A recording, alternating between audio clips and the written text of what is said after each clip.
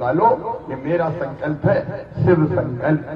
Medical college, engineering college, IIT, IIM, law college, कहीं भी मेरे बच्चों का एडमिशन होगा तो वो गरीब बच्चे हो, निम्न मध्यम वर्गीय बच्चे हो, मध्यम वर्गीय बच्चे हो, कोई भी बेटा बेटी हो, उनकी फीस चाहे कितनी भी हो, अगर 14-15 लाख रुपया साल जो मेडिकल कॉलेज की होती है प्राइवेट की उतनी भी हुई तो उनकी फीस उनके माता पिता नहीं भरवाएंगे, उनका मामा शिवराज सिंह चौहान भरवाएगा, भारतीय जनता पार्टी की सरकार भरवाएगी। मैं बच्चों के सपनों को किसी भी कीमत पर मरने नहीं दूंगा। और अगली बार के लिए एक प्रमुख बात जो मैंने तय की है और वो भी मैं मंत्र के रूप में दोहराना चाहता हूं, प्रत्येक परिवार एक रोजगार, प्रत्येक परिवार, जरा जोर से बोलो, प्रत्येक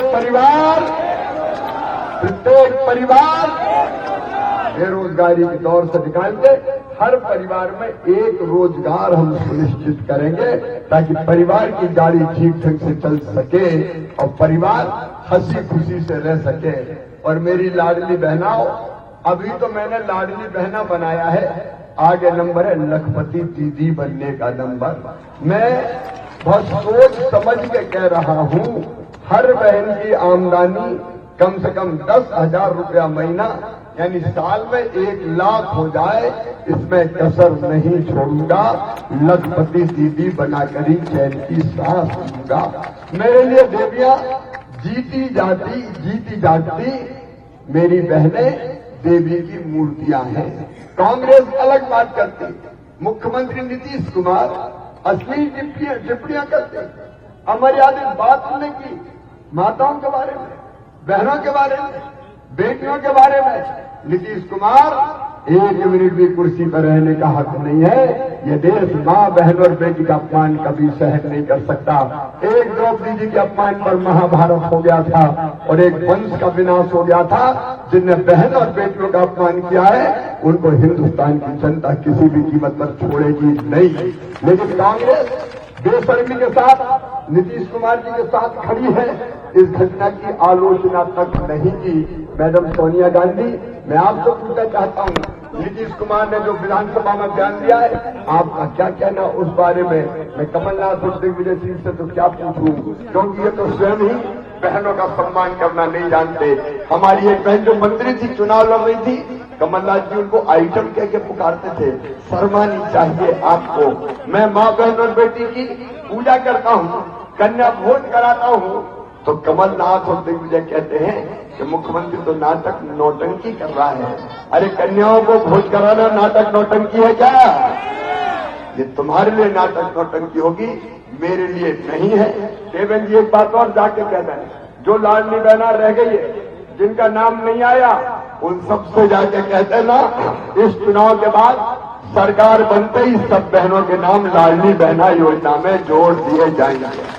और एक परिवर्तन और करूंगा। 21 साल से ऊपर की उम्र की जितनी बेटियां हैं, अभी शर्त लगी थी शादी हुई कि नहीं हुई, अब शादी नहीं भी हुई क्योंकि बेटियों ने कहा मामा हमें तो पढ़ना है, इतने जल्दी शादी हमें नहीं करनी। तो अब 21 साल से ज्यादा उम्र की जितनी बेटियां हैं उनको भी मुख्यमंत्री लाडली बहना योजना का पैसा उनके खाते में भी डाला जाएगा। और जितनी योजना थी जो इन्हें बंद कर दी, कमलनाथ जी आपने संबल योजना बंद कर दी। एक्सीडेंट पे 4 लाख देते थे, सामान्य मृत्यु पे 2 लाख देते थे और अंतिम संस्कार के लिए 5,000 देते थे। आपने तो कफन के भी 5,000 रुपया छीन लिए। कांग्रेसियों कफन के 5,000 रुपया छीन लिए। संबल बंद कर कन्या विवाह कराते थे, कन्या विवाह बंद कर दिया। बेटियों के खाते में पैसे ही नहीं किया, बेटों के लैपटॉप छीन लिए। तीर्थ दर्शन यात्रा बंद कर दी। मैं तीर्थ ले जाता था रेल से, वो तीर्थ यात्रा भी कमलनाथ तुमने बंद कर दी। और शायद इन्हीं पापों के कारण तुम चले गए। मामा फिर से लौट के आ गया, मैंने फिर से तीर्थ यात्रा चालू कर दी। अब केवल रेल से नहीं, अब हवाई जहाज से भी तीर्थ ले जा रहा हूं गरीबों को। हवाई जहाज से भी तीर्थ यात्रा जारी है। ये याद रखना, कांग्रेस आएगी नहीं, लेकिन भूल से भी कभी आई तो सबसे पहले लाडली बहना बंद करेगी, न लाडली रहेगी न बहना रहेगी। याद रखना बहना, मामा है तो लाडली बहना है, ये अगर आ गए तो सारी योजनाओं पर ताला लगा देंगे। और इसलिए आज मैं निवेदन करने आया हूं, इनको सत्ता में आने के रास्ते पे ही ताला लगा दो। संकल्प लो। कैसी कांग्रेस जिसने पूरे प्रदेश को बदहाल कर दिया था और बदनाम भी किया था, उस कांग्रेस को छू कर भी नहीं देखेंगे, चिमटे से भी नहीं छुएंगे। हम तो प्रधानमंत्री नरेंद्र मोदी जी के नेतृत्व में भारत तेजी से आगे बढ़ रहा है। मोदी जी आज देश के गर्व और गौरव है, हम मोदी जी का साथ देंगे। देखो मेरे भाइयों, जो कभी नहीं हुआ वो अब हो रहा है। हम पहले कहते थे रामलला हम आएंगे, मंदिर वही बनाएंगे, कांग्रेसी कहते थे तारीख नहीं बताएंगे। अब तारीख सुन लो, 22 जनवरी को धूमधाम के साथ प्रधानमंत्री नरेंद्र मोदी जी अयोध्या में भगवान श्री राम के मंदिर में प्राण प्रतिष्ठा करने का काम करेंगे। देश बदल रहा है, आगे बढ़ रहा है। कांग्रेस ने देश को बर्बाद किया। मैं आपसे निवेदन करने आया हूं, अपने भले और भलाई के लिए, अपने बच्चों के भविष्य के लिए आप सबसे निवेदन है, भारतीय जनता पार्टी को आशीर्वाद दीजिए।